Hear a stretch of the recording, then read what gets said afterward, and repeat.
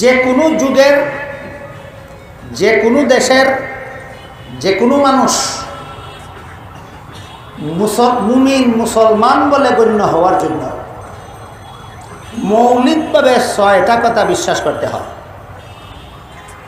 6টা কথা বিশ্বাস করলে যে কোনো যুগের, যে কোনো দেশের, যে কোনো মানুষ মুমিন মুসলমান বলে গণ্য হয়। বুঝুন, স্মরণ রাখুন, কতটা কথা বিশ্বাস করলে কোনো একজন মানুষ মুমিন মুসলমান বলে গণ্য হয়? 6টা।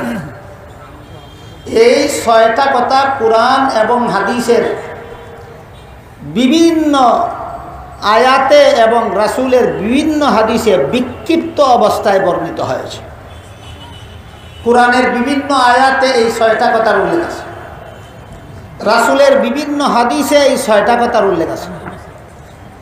সাধারণ মুসলমান যারা কুরআন হাদিসের শিক্ষা গ্রহণ, নিয়মিত শিক্ষা গ্রহণ করেন না, এক কথায় যারা মাদ্রাসায় লেখাপড়া করেন না, তাদের জন্য কোরআন শরীফের কোন কোন আয়াতে 6টা কথা আছে, রাসূলের কোন কোন হাদিসে 6টা কথা আছে, খুঁজে বের করা কি সম্ভব? সম্ভব না। তাহলে একজন সাধারণ মানুষ এই 6 কথা পাবে কোথায়, আর মুমিন মুসলমান হবে কিভাবে? এই সমস্ত সাধারণ মানুষের সুবিধার জন্য আহলে সুন্নাত ওয়াল জামাতের উলামায়ে কেরাম কুরআন হাদিস থেকে 6টি কথা চয়ন করে একটি কলেমার ভিতরে ঢুকিয়ে দিয়েছে। কলেমাটার নাম ঈমানে মুফাসসাল। কলেমাটার নাম ঈমানে মুফাসসাল। আমানতু বিল্লাহি ওয়া মালাইকাতিহি ওয়া কুতুবিহি ওয়া রুসুলিহি ওয়াল ইয়াউমিল আখিরি ওয়াল কদরি খাইরিহি ওয়া শাররিহি মিনাল্লাহি তাআলা ওয়াল বাসি বাদাল মাউত। আমার ছোটবেলায় দেখেছি প্রায় প্রতি গ্রামে গ্রামে মুসলমানদের বাচ্চাদেরকে মক্তবে শিক্ষা দেওয়া হয়। সেখানে এই সমস্ত কলেমা কালাম সমস্ত মুসলমান ছেলে মেয়েদেরকে শিক্ষা দেওয়া হয়।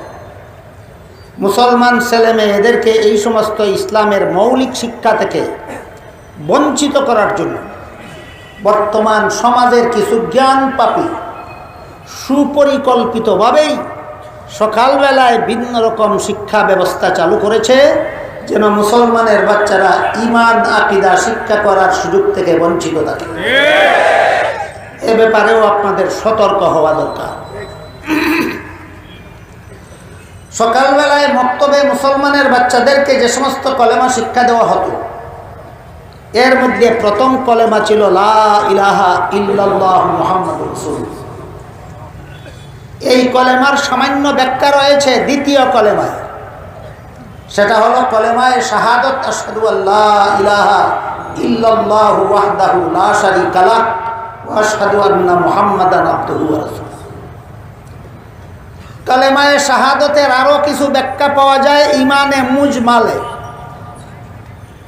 আমানতু বিল্লাহি কামা হুয়া বিআসমাইহি ওয়া সিফাতিহি ওয়া কাবিলতু জামিআ আহকামিহি। ঈমানে মুজমালের বিস্তারিত ব্যাখ্যা রয়েছে ঈমানে মুফাসসালে। আমানতু বিল্লাহি ওয়া মালাইকাতিহি ওয়া কুতুবিহি ওয়া রুসুলিহি ওয়াল ইয়াউমিল আখিরি ওয়াল কদরি খাইরিহি ওয়া শাররিহি মিনাল্লাহি তাআলা ওয়াল বাসি বাদাল মাউত। আমার কথা বুঝে থাকলে একটু দয়া করে বলুন তো, প্রথম কলেমাটি কোনটি?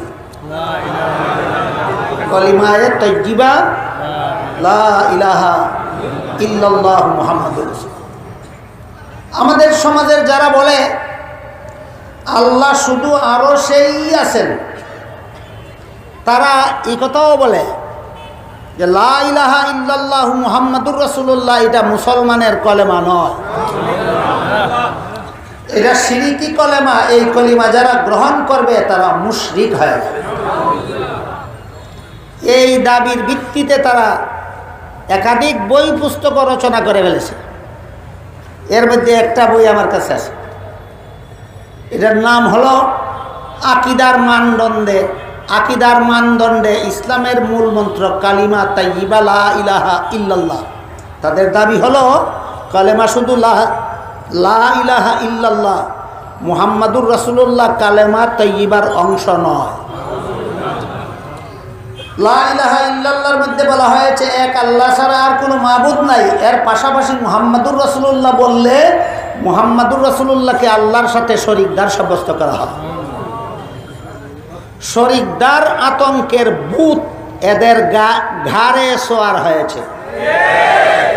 শরীকদার আতঙ্কের ভূত এদের ঘাড়ে সওয়ার হয়েছে।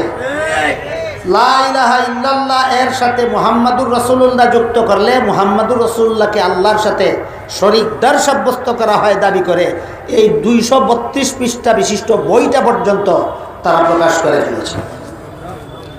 এরপরও যদি এই বাতিল দলের পরিচয় আপনাদের সামনে তুলে ধরা না হয়, সিলেট আলিয়া মাদ্রাসার ময়দানে অনুষ্ঠিত 3 দিনের তাফসীরুল কুরআন সম্মেলনে এদের সম্পর্কে আপনাদেরকে সতর্ক করা না হয়, আর আপনাদের হাতে যদি তাদের বইটা পৌঁছে দিতে পারে, আপনারা তো বই পড়লে মনে করবেন ঠিকই লিখেছে। বুঝে থাকতে বলুন, এই সমস্ত বাতিলদের ব্যাপারে সমাজকে সতর্ক করা দরকার আছে কি?